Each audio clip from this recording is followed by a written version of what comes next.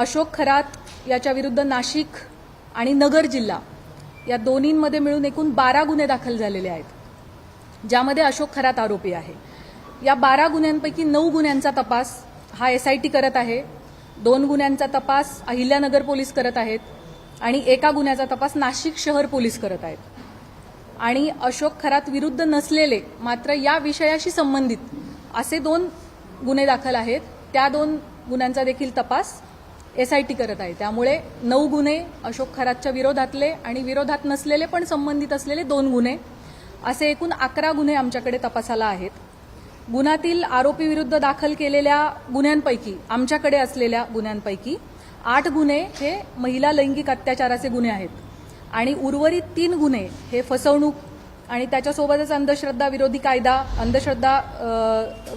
कायदा, सावकारी अधिनियम 2014 आणि इकॉनॉमिक ऑफेन्सेसची इतर रिलिव्हंट कलमं याप्रमाणे दाखल आहे।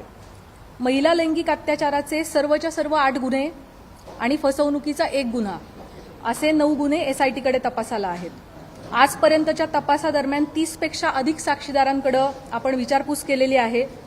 साक्षीदारांकडे आणि पीडितेंकडे आपण जी चौकशी केली त्यातून आरोपी हा पीडित व्यक्ती आणि कुटुंबाच्या श्रद्धेचा गैरफायदा घेत होता, त्यांना भीती दाखवत होता, खडे, चिंचोके, रुद्राक्ष, पूजा विधी इत्यादी गोष्टींच्या माध्यमातून त्यांच्याकडून पैसा उकळत होता, महिलांना स्वतःकडे दैवी शक्ती असल्याचं भासवत होता, त्यांच्या कुटुंबियांच्या मृत्यूची भीती दाखवून त्यांना बदनामी करण्याची धमकी देऊन त्यांचं लैंगिक शोषण करत होता।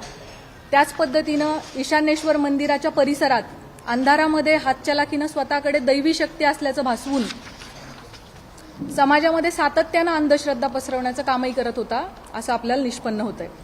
महिला अत्याचाराच्या संदर्भाने दाखल 8ही गुन्ह्यांमध्ये पीडिता आणि त्यांचे कुटुंबीय हे अतिशय धाडसाने समोर आलेले आहेत आणि त्यांनी फिर्याद दाखल केली आहे, त्याच्यामुळेच आपण आरोपीवरती कायदेशीर कारवाई करू शकत आहोत।